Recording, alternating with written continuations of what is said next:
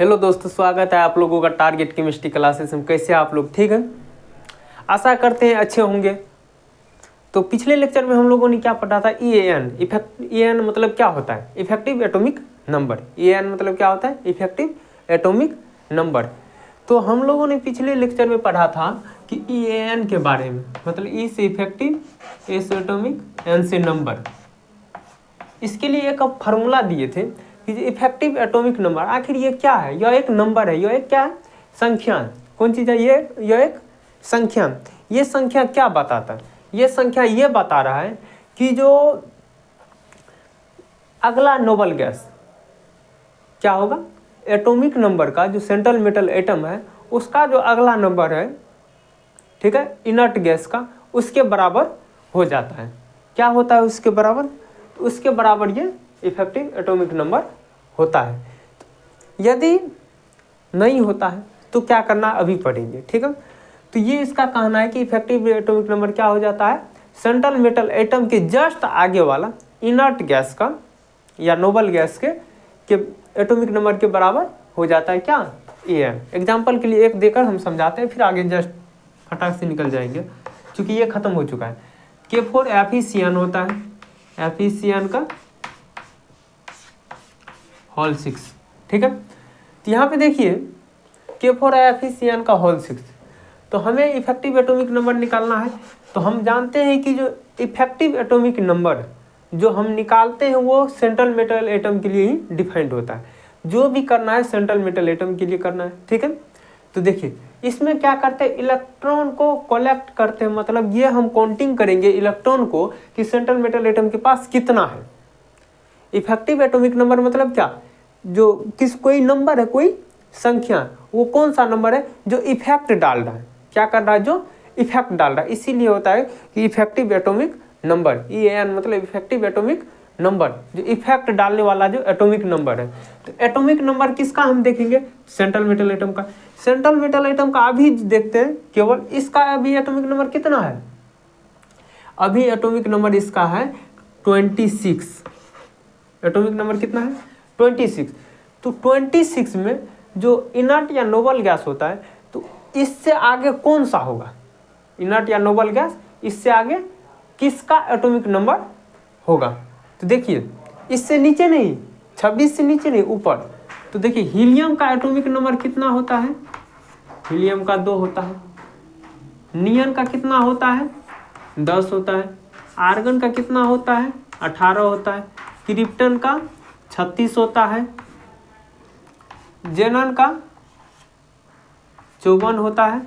रेडन का कितना होता है? 86 होता है। ठीक है, तो अब यहाँ पे देखिए अभी इसका एटॉमिक नंबर कितना हो गया? 26 हुआ। सेंट्रल मेटल एटम का कितना हो गया? यहाँ हम लिख देते हैं central metal atom. Central metal atom का क्या हो गया? एटॉमिक नंबर कितना है? 26 है।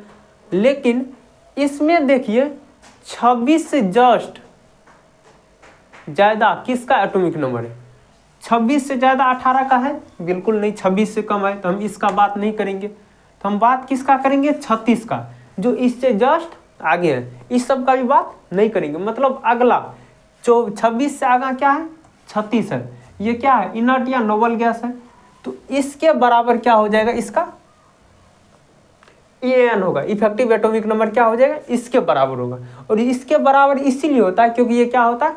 स्टेबल होता है। क्या होता है? ये स्टेबल होता है। तो ये एक स्टेबल होता है।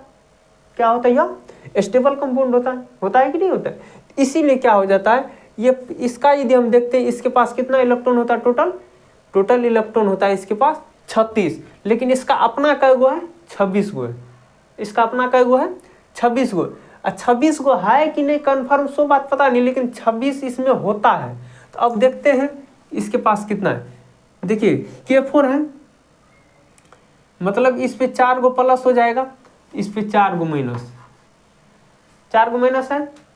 अब देखिए यहाँ पे क्या होता है, CN पे -1, एगो CN पे -1, तो 6 गो CN है, तो -6 हो गया। मतलब इसमें कितना इलेक्ट्रॉन है? -6। इसका ऑक्सीडेशन स्टेट। इसका बात करते हैं, तो यहाँ पे कितना होना चाहिए? तो ये -4 है और यहाँ -6 है, ठीक है। तो ये हमें डाटा ये बता रहा है कि ये अंदर में जो भी है ना, अंदर में, तो इसको कैलकुलेशन करने के बाद यहाँ पे -4 आएगा, मतलब अंदर में कैलकुलेशन करने के बाद -4 आएगा। एग्जाम्पल के लिए यहाँ पे देखिए, तो -6 है इसका, इस पे चार्ज कितना है -6, क्योंकि एक पे चार्ज -1 तो 6 पे चार्ज -6। तो बताइए इसमें हम कितना प्लस दे कि -4 के बराबर हो जाएगा। -6 पहले से है, इसमें कितना प्लस दे, यहाँ पे +2 कर देंगे, मतलब इसमें +2 कर देंगे, क्या हो जाएगा -4 हो जाएगा। तो ये -4 हो गया। तो Fe पे कितना चार्ज हो गया +2 और Cn पे -6, तब ना ये बराबर में क्या हो गया, पूरे में -4 आया है, और ये -4 आया है यहाँ पे +4, ये क्या हो गया, स्टेबल हो गया। इस प्रकार से हम क्या देखें कि Fe +2 है, क्या है Fe पे +2 है। तो देखिए Fe का एटॉमिक नंबर 26 होता है, कोई दिक्कत नहीं, मतलब 26 एटॉमिक नंबर, मतलब प्रोटॉन की संख्या भी और इलेक्ट्रॉन की संख्या भी उतना ही। लेकिन इन्होंने क्या किया, 2 इलेक्ट्रॉन किसी को दे दिया, क्या +2 आया ना, और कैसे निकालते हैं तो पिछले लेक्चर में बता दिए। तो यहाँ +2 आया, तो देखिए +2 मतलब 2 इलेक्ट्रॉन किसी को दे दिया, तो 26 इसका टोटल था, इसमें से 2 किसी को दे दिया, कितना बच गया 24 बच गया, बचा कि नहीं। तो इफेक्टिव एटॉमिक नंबर जो हम लोग निकालते हैं उसके लिए एक फार्मूला होता है कि जो atomic number minus oxidation number मतलब ये मेटल पे जितना चार्ज है उसको घटाना है, तो हम यहाँ पे घटा दिए, ये दोनों घटा दिए। अब प्लस क्या करना है, +2 गुना कोऑर्डिनेशन नंबर होता है ये टोटल कितना कोऑर्डिनेट बॉन्ड बनाया, या फिर कितना क्या हो गया है, लोन पेयर डोनेट हुआ है। तो देखिए यहाँ पे इसका कितना हो गया है 24, तो ये क्या है, इसका अपना हो गया, सेंट्रल मेटल एटम का क्या हो गया, अपना हो गया, केंद्रीय धातु का कितना हो गया, अपना हो गया, अपने पास कितना बचा 24। अब देखिए होता क्या है, 24 इसका अपना है, लेकिन ये सब क्या करता है, ये जो है ये लिगांड है, ये लोन पेयर देने का काम करता है। तो कै गो देगा, एक लिगांड 2 लोन पेयर देता है, कितना देता है, एक लिगांड 2 लोन पेयर देगा। एगो लिगांड मतलब एगो Cn कितना देगा, एक ही लोन पेयर देता है, लेकिन इलेक्ट्रॉन कितना होता है, 2 होता है। एक Cn एक लोन पेयर देगा, और एक लोन पेयर में कितना इलेक्ट्रॉन, एक लोन पेयर में 2 इलेक्ट्रॉन होता है। तो 6 गो कितना है लिगांड है, 6 गो लिगांड है, तो 6 गो लोन पेयर डोनेट करेगा, और 6 गो लोन पेयर डोनेट किया तो मतलब कितना इलेक्ट्रॉन 12 गो, तो 6 गो डोनेट किया तो 6 दूना 12, नहीं समझ में आया। देखिए ये लिगांड है, लोन पेयर देने का काम करता है, बात आया कि कितना लोन पेयर डोनेट करेगा, ठीक है, कितना लोन पेयर डोनेट करेगा, तो Cn क्या करता है, एक ही लोन पेयर डोनेट करता है, क्या कितना लोन पेयर डोनेट करता है, एक डोनेट करता है, चलिए एक डोनेट किया, लेकिन कै गो Cn है, 6 गो है, तो 6 गो लोन पेयर डोनेट किया, 6 गो किया, और एक लोन पेयर में कितना इलेक्ट्रॉन, 2 इलेक्ट्रॉन, 2 गो इलेक्ट्रॉन, तो टोटल इलेक्ट्रॉन कितना हो गया 6 दूना 12, मतलब लिगांड कै गो दिया है, ये लिगांड के द्वारा दिया गया है, लिगांड ने 12 गो दिया, और इसके पास कितना है टोटल, अपने पास 24 गो, तो टोटल कितना हो गया, सेंट्रल मेटल एटम के पास 36 हो गया। 36 क्या क्रिप्टन के बराबर हुआ, और क्रिप्टन हम क्या बोले, ये सब स्टेबल कंपाउंड होता है, मोर स्टेबल, तो ये सब क्या हो गया, स्टेबल होता है, तो ये क्रिप्टन के बराबर हो गया, तो इसका मतलब ये कंपाउंड स्टेबल हो गया, क्या हो गया, कंपाउंड स्टेबल हो गया। अब देखिए बात हम करते हैं, इसका हो गया, ये हो गया, अभी फार्मूला से डायरेक्ट निकालते हैं। फार्मूला भी क्या करेंगे, एटॉमिक नंबर 26 -2 गो दिया है, इसीलिए माइनस, +2 गुना कोऑर्डिनेशन नंबर किसको कहते हैं, तो इसकी संख्या को क्या कहते हैं, कोऑर्डिनेशन नंबर। तो हो गया 26 - 2 कितना हो जाएगा, देखिए 26 में से 2 गया 24, 12 36, मतलब टोटल 36 हो गया। तो इस प्रकार से हमारा क्या हो गया, En निकल गया, इफेक्टिव एटॉमिक नंबर, ठीक है। यहाँ पे हम जो अभी बोले नंबर का मतलब क्या होता है, अभी एक ही है इसीलिए बोली इसका नंबर, ये कितना लोन पेयर डोनेट करता है उससे गुना भी करना पड़ता है, इसके लिए आपको पीछे का लेक्चर देखना पड़ेगा, ठीक है। तो हम शॉर्ट में बताए कि जो इफेक्टिव एटॉमिक नंबर बराबर जो फार्मूला होता है उसमें कैसे क्या निकालते हैं, ठीक है। तो आज हम बात करने जा रहे हैं सिडविक्स रूल का। सिडविक्स साहब ने एक रूल दिया और वो हर मतलब सेंट्रल मेटल एटम के लिए नहीं दिया, वो उस सेंट्रल मेटल एटम के लिए दिया है जो जिसके साथ क्या आता है, CO आता है। CO मतलब लिगांड, कार्बन मोनोऑक्साइड, अर्थात कार्बोनाइल, जिसको लिगांड में क्या यूज करते हैं, कार्बोनाइल। क्या यूज करते हैं, कार्बोनाइल। ये क्या है, सिडविक्स रूल। सिडविक्स रूल का बात करते हैं। तो देखिए सिडविक्स रूल में क्या होता है कि हम क्या बोले, वैसे मेटल का इसमें हम बात करेंगे, वैसे मेटल का हम इफेक्टिव एटॉमिक नंबर निकालेंगे जिसके साथ क्या हो, CO आया हो। क्या जुड़ा हुआ हो, CO। मतलब लिगांड के रूप में क्या हो, कार्बोनाइल हो। क्या हो, कार्बोनाइल हो। मतलब ये केवल कार्बोनाइल के लिए ही क्या होता है, डिफाइंड होता है। ठीक है, तो इसको हम क्या बोल दें, कैसे लिखें,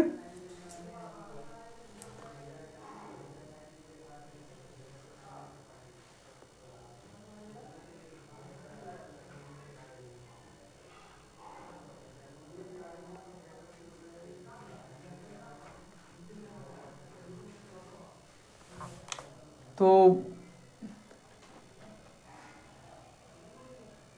EN बराबर लिख देते हैं। इफेक्टिव एटॉमिक नंबर बराबर क्या होता है, देखिए EN क्या होता है, इफेक्टिव एटॉमिक नंबर। यदि if AN effective atomic number is, यदि इफेक्टिव एटॉमिक नंबर क्या हो, बराबर हो, यदि if AN is equal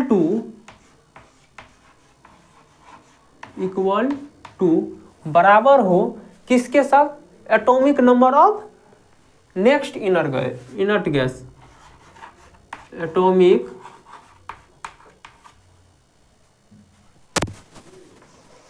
number of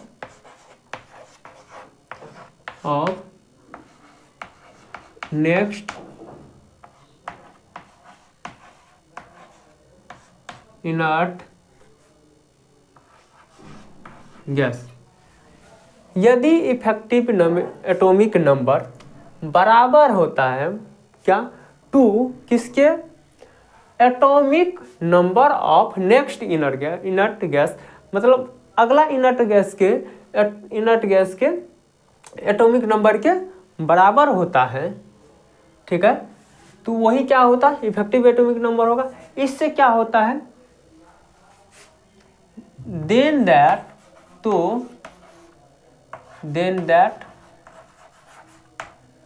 इससे क्या होता है, स्टेबिलिटी बढ़ जाती है। Then that stability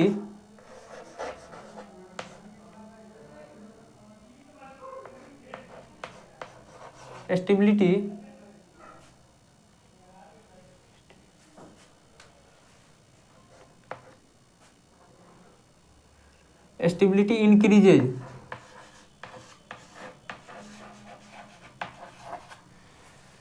if EN is equal to atomic number of next inert gas, then that stability increases of coordination compound,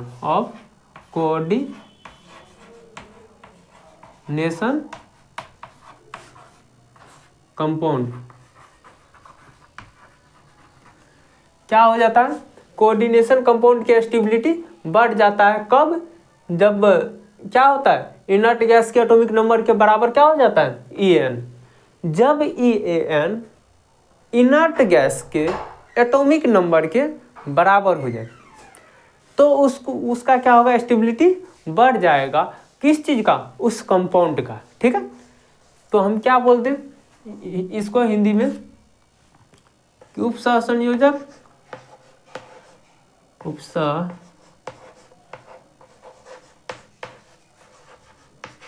उपसंयोजक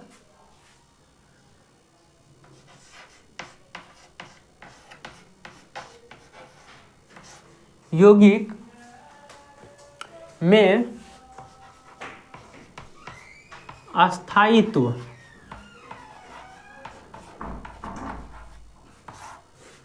बढ़ जाती है,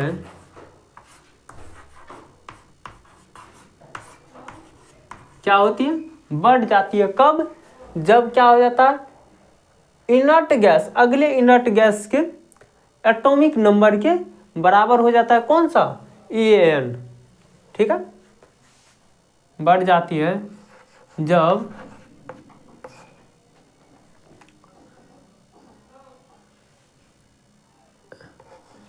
इफेक्टिव एटॉमिक नंबर बराबर हो जाती है, बराबर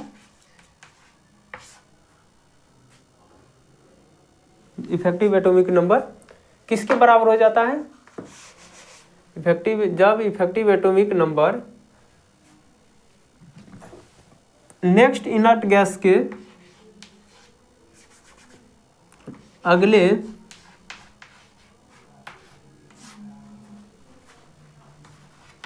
अक्रिय या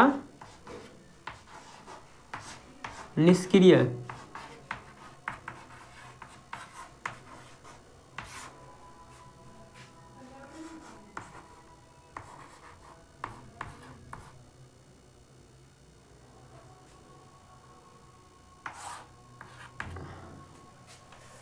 अक्रिय या निष्क्रिय तत्व के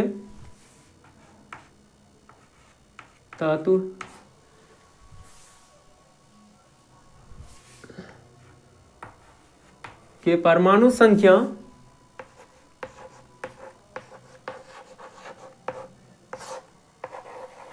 के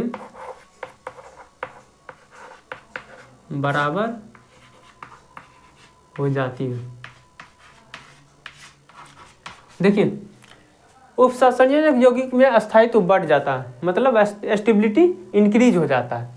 कब होता है? जब EAN, मतलब जो EAN निकालते हैं, इफेक्टिव एटॉमिक नंबर जो निकालते हैं EAN, अगले अक्रिय या निष्क्रिय तत्व के परमाणु, अक्रिय या निष्क्रिय तत्व के परमाणु संख्या के बराबर हो जाता है। परमाणु संख्या के बराबर हो जाता है तो क्या हो जाता है? स्टेबिलिटी उसका बढ़ जाता है। अब देखिए अगला स्टेप क्या हम लिखेंगे। ये केवल किस के लिए वैल्यूएबल होता है? ये वैल्यूएबल केवल है एक कंपाउंड ऐसा है जिसका नाम है कार्बोनाइल, और ये जिसमें लिगांड के रूप में क्या होता है? कार्बोनाइल होता है। क्या होता है? कार्बोनाइल होता है। और EAN किसके लिए वैल्यूएबल होता है? EAN केवल किसके लिए वैल्यूएबल होता है? सेंट्रल मेटल एटम के लिए। इफेक्टिव एटॉमिक नंबर हम किसका निकालते हैं? सेंट्रल मेटल एटम के लिए। दिस रूल इज एप्लीकेबल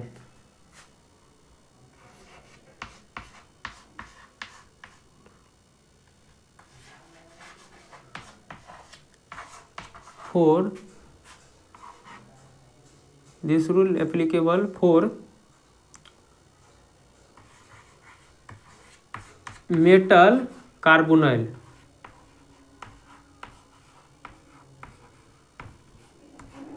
ये क्या किसके लिए यूज होता है? केवल this rule is applicable for metal carbonyl, मतलब ये रूल केवल किसके लिए एप्लीकेबल होगा? मेटल कार्बोनाइल के लिए। मेटल कार्बोनाइल समझते हैं? मेटल कार्बोनाइल मतलब ये होता है जिसमें CO लगा होगा। मेटल कुछ भी हो सकता है लेकिन उसके साथ क्या हो? लिगांड के रूप में CO हो। क्या हो? CO, मतलब कार्बन मोनोऑक्साइड जिसको कहते हैं। ठीक है, तो हम क्या बोले इसमें?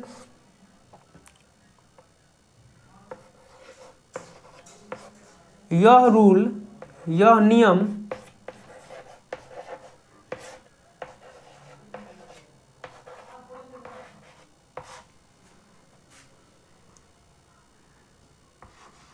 केवल मेटल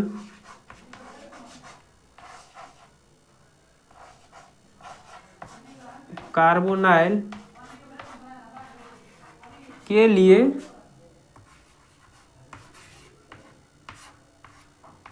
लागू होता है।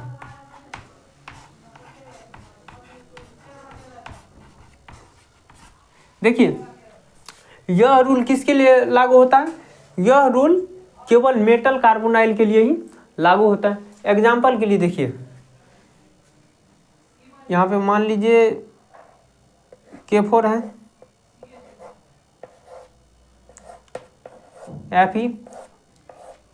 FeCN का होल 6 है कि नहीं? चलिए ठीक है, एक ये ले लिए, कंपाउंड ले लिए, दूसरा लेते हैं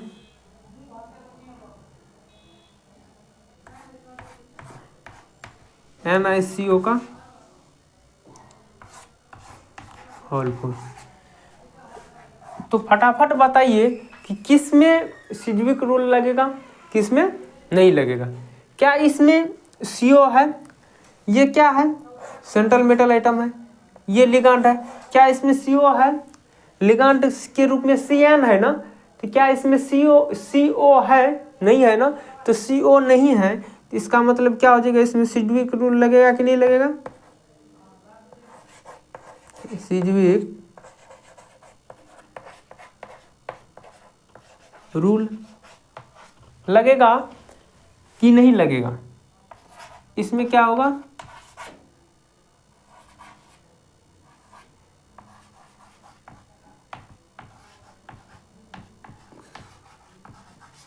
सिज्विक रूल लगेगा कि नहीं।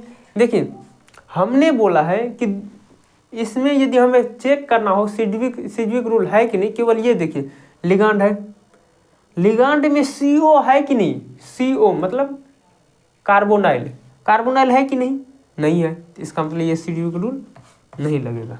ठीक है, इसमें देखिए लिगांड के रूप में क्या है, CO है, मतलब कार्बोनाइल है, इसमें सिज्विक रूल लग जाएगा। क्या होगा, सिज्विक रूल लग जाएगा। ठीक है, तो चलिए, तो ये हो गया।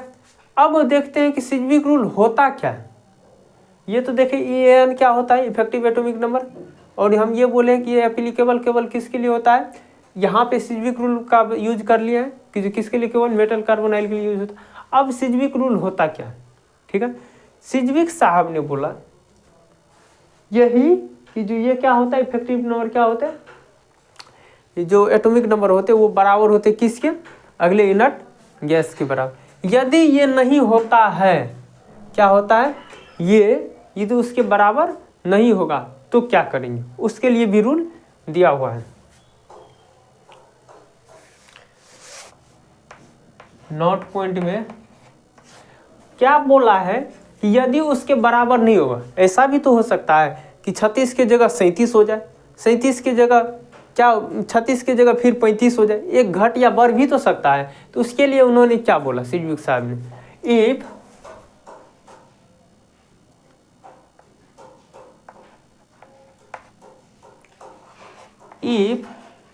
EAN मतलब effective atomic number is not equal to, यदि क्या हो, बराबर नहीं हो, इज नॉट इक्वल टू, बराबर नहीं हो, किसके बराबर नहीं हो, atomic number of next inert gas. क्या, यदि बराबर नहीं होगा किसके लिए, atomic number of next inert gas, if EAN is not equal to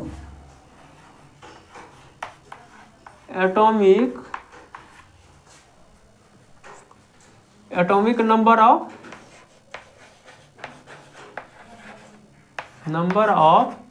next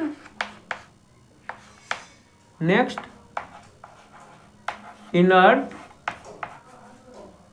gas, यदि अगले इनर्ट गैस के बराबर नहीं हो, अर्थात अगला इनर्ट गैस यदि मान लीजिए 36 ही लिए, किसी का 35 हो जाए या फिर 37 हो जाएगा, तो क्या होगा, इसके लिए उन्होंने क्या बताया। देखो ये बोला है कि या तो यदि 35 है तो 36 करने के लिए वो क्या करेगा, इलेक्ट्रॉन को एक इलेक्ट्रॉन क्या करेगा, किसी से ले लेगा, एक इलेक्ट्रॉन लिया तो इसका मतलब इलेक्ट्रॉन बढ़ा तो डिडक्शन हुआ, और यदि 37 हो गया तो ये एक इलेक्ट्रॉन त्याग देगा।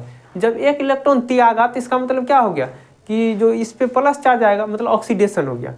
और यदि बोला यदि ये दोनों में से कुछ काम नहीं कर रहा है तो ये डायमर बना लेता है। क्या कर लेता है, डायमर बनाएगा। जब इलेक्ट्रॉन नहीं लेगा, ना ही क्या करेगा, त्यागेगा, न लेगा न इलेक्ट्रॉन देगा, तो ये क्या कर लेगा, डायमर बना लेगा। क्या कर लेगा, डायमर बना लेगा। तो देखिए क्या होता है, if En is not equal to atomic number of next inert gas,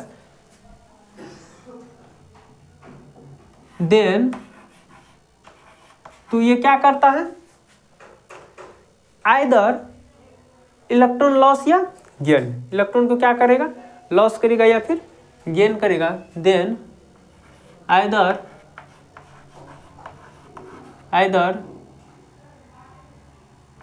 loss या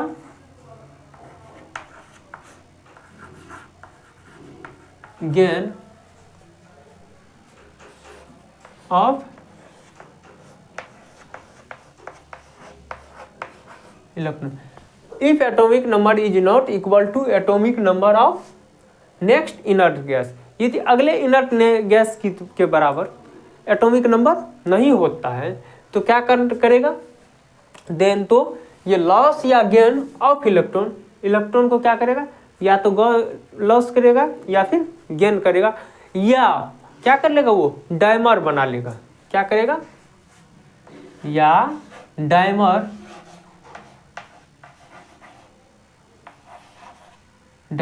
फॉर, क्या करेगा, ये डायमर बना लेगा, या क्या करेगा, डायमर बनाएगा। किस लिए बनाता है, स्टेबिलिटी के लिए, किस लिए, फॉर स्टेबिलिटी, फॉर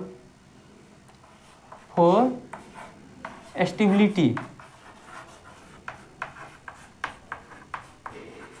स्टेबिलिटी के लिए क्या करता है, ये डायमर बना लेता है। अभी नहीं समझ में आया होगा, हम समझते हैं। अब जो एग्जांपल देने जा रहे हैं इससे आप लोग को अच्छे से क्लियर हो जाएगा, ठीक है। जैसे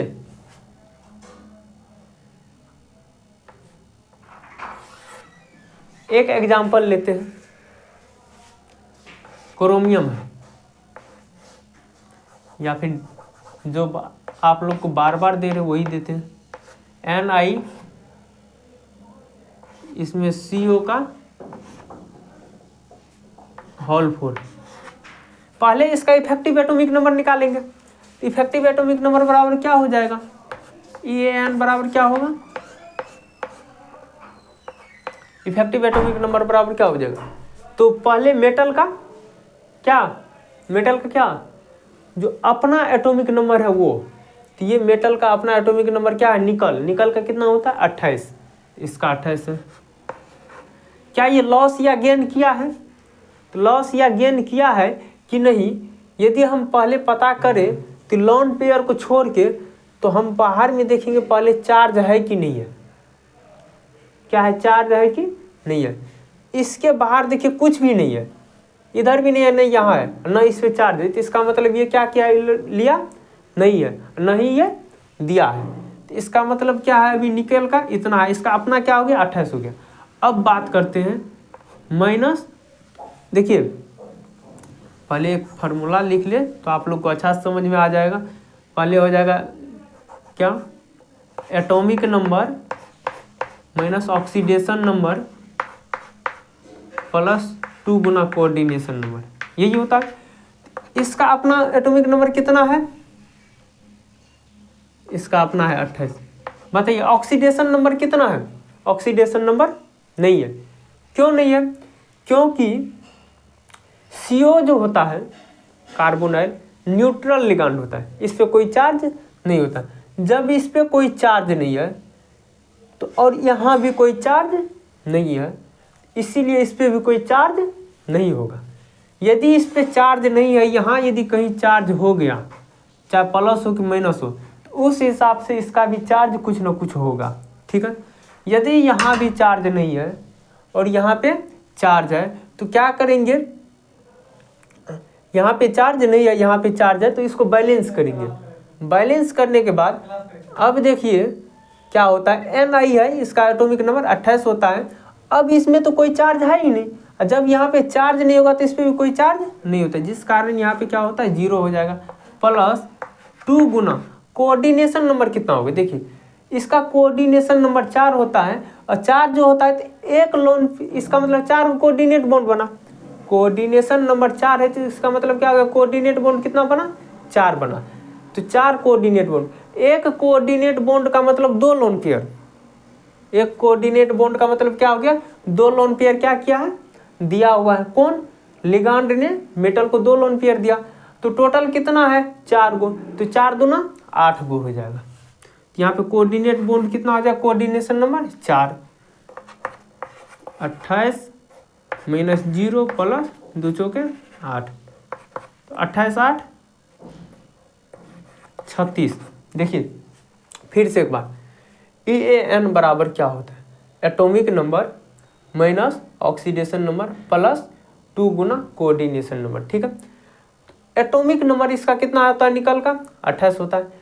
देखिए इस पे कोई चार्ज नहीं है, कोई चार्ज नहीं होता है, इसका मतलब ऑक्सीडेशन नंबर इसका नहीं है। तो इसके यहाँ क्या दे दिए, ऑक्सीडेशन नंबर की जगह 0 दे दिए, प्लस 2 का 2 लिख दिया, गुना कोऑर्डिनेशन नंबर कितना होता है, तो लिगांड जितना लोन पेयर डोनेट करता है वही कोऑर्डिनेशन नंबर होता है। ये CO एक लोन पेयर डोनेट करता है, तो 4 गो CO है, तो 4 गो लोन पेयर डोनेट किया, तो 4 गो लोन पेयर डोनेट किया, इसका मतलब क्या हो गया, 4 गो कोऑर्डिनेट बॉन्ड बना।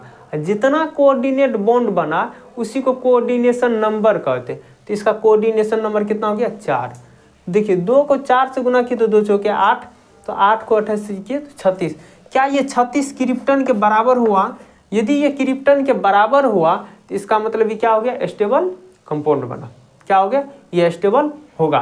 तो बताइए क्या इसमें इलेक्ट्रॉन को गेन करना पड़ा, क्या इसमें इलेक्ट्रॉन को लॉस करना पड़ा?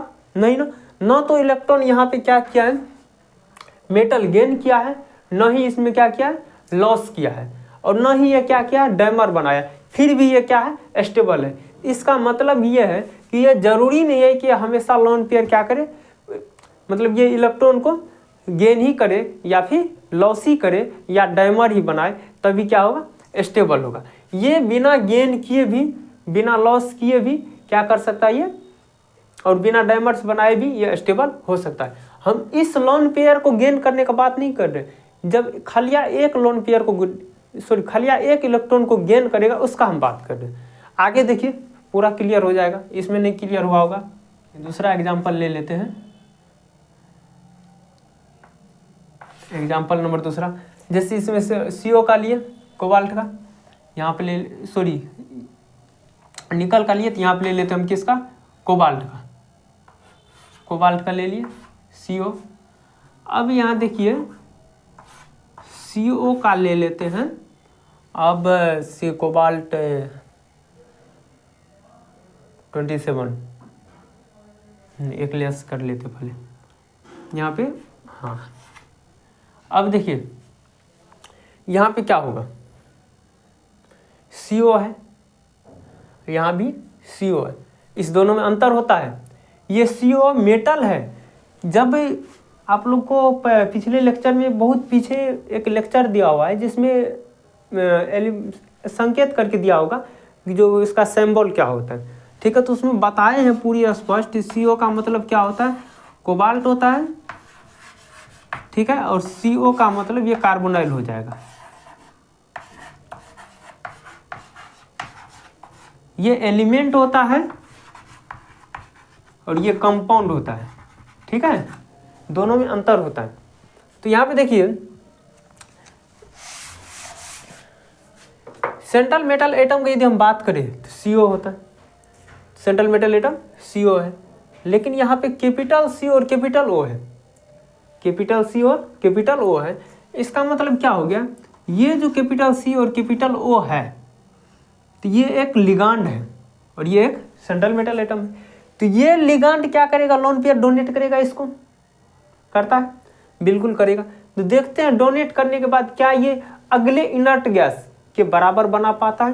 तो पहले हम इसका एटॉमिक नंबर देख लेते हैं। इसका एटॉमिक नंबर कितना होता है, एटॉमिक नंबर हो जाएगा 27, ठीक है।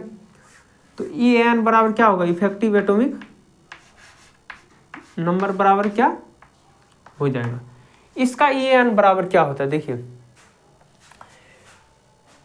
तो फार्मूला क्या होता है, एटॉमिक नंबर, एटॉमिक नंबर हो गया 27 माइनस ऑक्सीडेशन नंबर। इसका ऑक्सीडेशन नंबर कितना होगा, ऑक्सीडेशन नंबर नहीं होगा, ऑक्सीडेशन नंबर नहीं है तो 0, ठीक है। क्योंकि इस पे यहाँ पे चार्ज नहीं, यहाँ चार्ज देख लीजिएगा, यदि नहीं है तो इसका मतलब क्या हो गया, और यहाँ भी नहीं है तो इसका मतलब इसका पे कोई चार्ज नहीं होगा, ठीक है, ऑक्सीडेशन नंबर कुछ नहीं होगा। अब प्लस करके 2 गुना कोऑर्डिनेशन नंबर, कोऑर्डिनेशन नंबर इसका कितना है 4 है।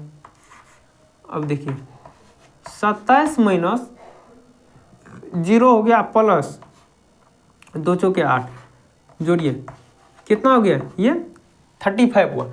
ये जो 35 हुआ है क्या ये क्रिप्टन के बराबर हुआ, 36 के बराबर हुआ, ये 36 के बराबर नहीं हुआ, क्रिप्टन 36 के बराबर ये नहीं हुआ। यदि ये बराबर नहीं हुआ तो ये स्टेबल होना चाहेगा, इसके बराबर होना चाहेगा, तो इसके बराबर होने के लिए कितना इलेक्ट्रॉन देना पड़ेगा, 1 इलेक्ट्रॉन, क्योंकि क्रिप्टन में 36 इलेक्ट्रॉन होता है, लेकिन ये हमारा इफेक्टिव एटॉमिक नंबर में कितना निकला 35 इलेक्ट्रॉन, तो 1 इलेक्ट्रॉन क्या करेंगे देंगे। जब हम 1 इलेक्ट्रॉन देते हैं तो उसको रिडक्शन कहते हैं, क्या कहते हैं, रिडक्शन कहते हैं।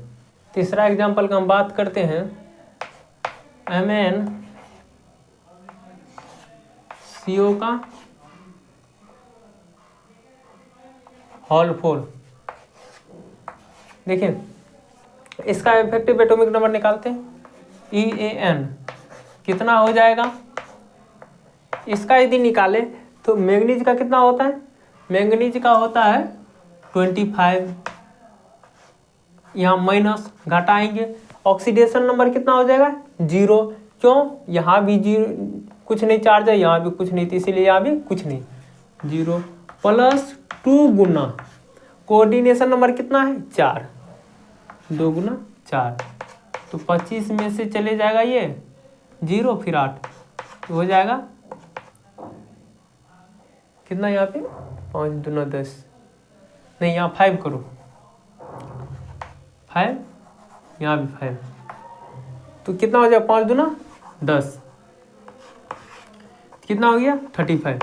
तो इसमें क्या होता है 1 इलेक्ट्रॉन कम है ना, जो 1 इलेक्ट्रॉन जो कम है तो ये 1 इलेक्ट्रॉन लेना चाहेगा, ये कंपाउंड क्या करेगा 1 इलेक्ट्रॉन लेगा, Mn 1 इलेक्ट्रॉन लेके क्या कर लेगा, स्टेबल हो जाएगा, 1 इलेक्ट्रॉन लेगा तो 36 हो जाएगा, अगले क्रिप्टन के बराबर हो जाएगा। ये क्या करेगा 1 इलेक्ट्रॉन गेन करेगा, 1 इलेक्ट्रॉन गेन, इस पे अभी चार्ज नहीं आएगा, गेन करेगा, गेन करता है तो रिडक्शन होता है, इसका मतलब ये हो गया MnCO का होल 5, इसमें निगेटिव चार्ज हो जाएगा, 1 इलेक्ट्रॉन ग्रहण किया तो इसीलिए निगेटिव चार्ज हो जाएगा। चौथा नंबर एग्जाम्पल इसका क्या होगा, CO है, इसको CO का होल 5 कर देते हैं, इसका EN निकालते हैं, इफेक्टिव एटॉमिक नंबर कितना होता है, इसका यदि हम EN निकाले तो देखिए कोबाल्ट का कितना होता है 27 माइनस 0 प्लस 2 गुना इसका कोऑर्डिनेशन नंबर 5, तो 27 में यदि 10 जोड़ दें, 2 पंचा 10, तो 27 10 37, मतलब 1 इलेक्ट्रॉन इसके पास ज़्यादा हो गई थी, 1 इलेक्ट्रॉन क्या करेंगे ये त्याग करेगा, मतलब ये कंपाउंड क्या करेगा 1 इलेक्ट्रॉन त्यागेगा, CO क्या करेगा होल 5, 1 इलेक्ट्रॉन क्या करेगा गेन करेगा कि त्याग करेगा, 1 इलेक्ट्रॉन लॉस करेगा। तो ये क्या हो जाएगा, जब कोई लॉस करता है तो उसको क्या कहते हैं ऑक्सीडेशन कहते हैं। जब ये ऑक्सीडेशन हुआ तो इसका मतलब क्या हो गया कि इस पे चार्ज क्या आ जाएगा प्लस आ जाएगा, तो CO तो इस पे चार्ज प्लस आ जाएगा, ठीक है। तो अब इसको हम क्या करेंगे मिटा देंगे, क्यों, क्योंकि हमने अभी लॉस और गेन को के बारे में पढ़ा, अब हमें डाइमर्स अभी बचा हुआ है, ठीक है। तो डाइमर्स के बारे में पढ़ते हैं। डाइमर्स का बात करते हैं,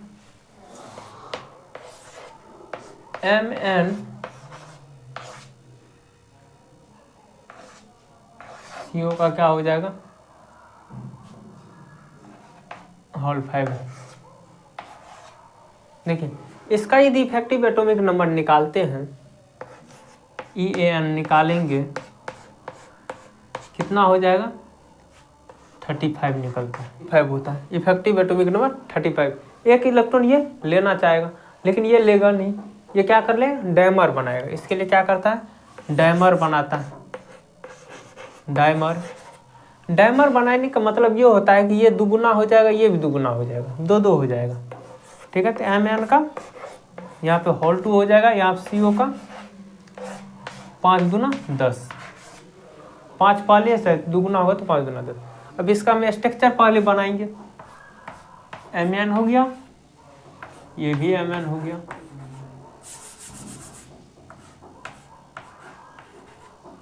दोनों के बीच में बॉन्ड हो गया। CO कार्बोनाइल का गो है, 10 गो है, एक यहाँ भी होगा CO, 5 दे देते हैं, CO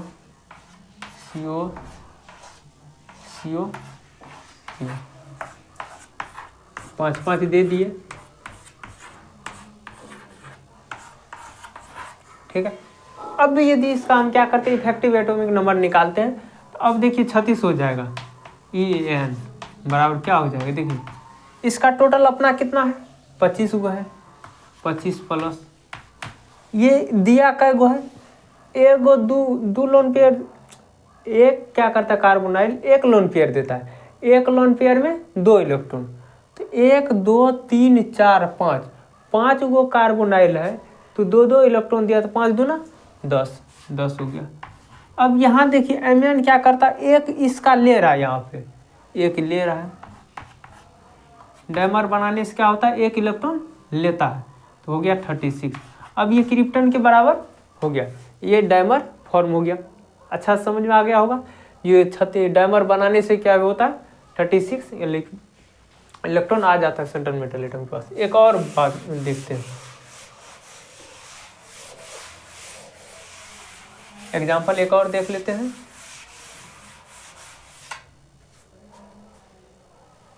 CO का देखते हैं, कोबाल्ट CO का कितना हो जाएगा, 4। ये क्या कहे, इसका इफेक्टिव एटॉमिक नंबर भी कितना हो जाएगा, EAN भी कितना हो जाएगा, इसका भी हो जाएगा 35। ये डायमर्स बनाता है, क्या करेगा, डायमर्स बनाएगा। ये जो डायमर्स बनाएगा तो CO इसमें एक गो है तो 2 गो हो जाएगा, CO का एक गो हो जाएगा, होल 2। CO का कै गो है, 4 गो है, तो ये CO कितना हो जाएगा, CO हो जाएगा 8 गो। ये डायमर बना लो। अब इसका क्या करेंगे, स्ट्रक्चर बनाएंगे। 2 गो CO है तो 2 गो CO को लिख दीजिए, दोनों के बीच में बॉन्ड बन गया। कै गो CO है, कार्बन मोनोऑक्साइड, ये 8 गो है, तो 4 गो इसको दे देते हैं,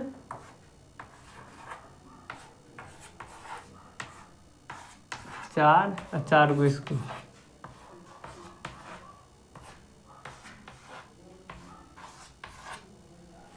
ठीक है, इस प्रकार से क्या हो गया, अब ये स्टेबल हो जाएगा, ये भी क्या हो जाएगा, स्टेबल हो जाएगा। कैसे, अब इसका इफेक्टिव एटॉमिक नंबर निकाल के देखते हैं, EAN निकाल के देखते हैं तो क्या होता है। देखिए खुद इसका कितना है, 27 है, प्लस 4 गो दे रहा है, तो एगो यदि 2 गो देता है तो 4 गो है, तो 4 दूना 8 गो, प्लस एगो ये दूसरे से ले रहा है, जोड़िए 27 8 35 1 36 हो गया।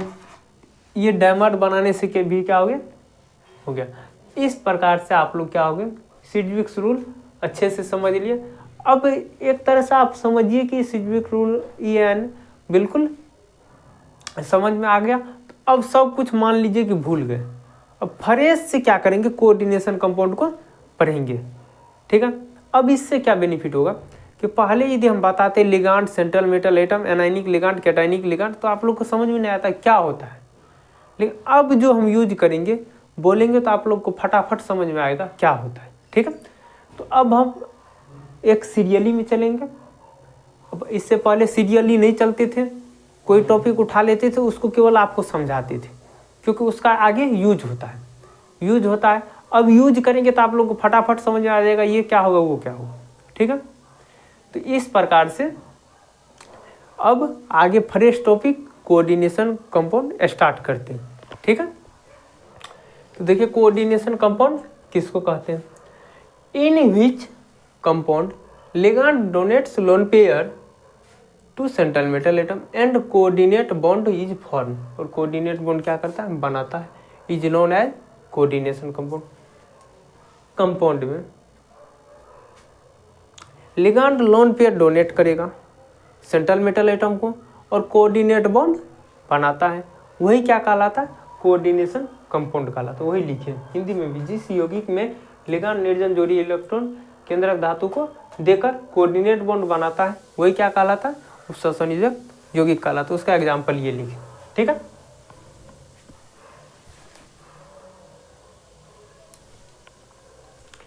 अब हम देखिए लिगैंड के बारे में तो बता दिए, कोऑर्डिनेशन कंपाउंड के बारे में बता दिए और सेंट्रल मेटल एटम के बारे में बता दिए। देखिए कोऑर्डिनेशन कंपाउंड के टाइप के बारे में यदि हम बताना चाहते हैं तो कैसे बताएंगे? तो पहली बात देखिए, ये कैटायन है, ये एनायन है। क्यों? कि पहले जो लिखते हैं वो कैटायन को लिखते हैं, बाद में एनायन को लिखते हैं। तो ये स्क्वायर ब्रैकेट के अंदर तो एक ही माना जाता है और बाहर वाले को दूसरा माना जाता है। तो पहला क्या है? कैटायन है, छोटा दिखाई दे रहा है, एनायन कितना बड़ा दिखाई दे रहा है। फिर इसमें देखिए कैटायन बड़ा हो गया, एनायन छोटा हो गया। इसका मतलब हम इसको एक साइज के आधार पे भी पढ़ सकते हैं। दूसरा, इसमें देखिए लिगैंड एक ही है और एक ही तरह का है, एक ही तरह का लिगैंड है लेकिन एक से अधिक है, लेकिन इसमें अलग अलग तरह का है। तो लिगैंड के नेचर पे भी डिपेंड करता है। उसके बाद देखिए सेंट्रल मेटल एटम का बात करते हैं। तो सेंट्रल मेटल एटम इसमें एक है, इसमें भी एक है, लेकिन एक समय ऐसा था जो डायमर बनाया था तो उसमें दो था मेटल, सेंट्रल मेटल एटम था कि नहीं था। तो इस प्रकार से हम तीनों के आधार पे हम पढ़ेंगे। अभी कोऑर्डिनेशन कंपाउंड को कितने तरह से पढ़ सकते हैं? 3 तरह से पढ़ना है। On the basis of charge के आधार पे, on the basis of nature of ligand के नेचर के आधार पे। तीसरा होता है on the basis of central metal atom के आधार पे।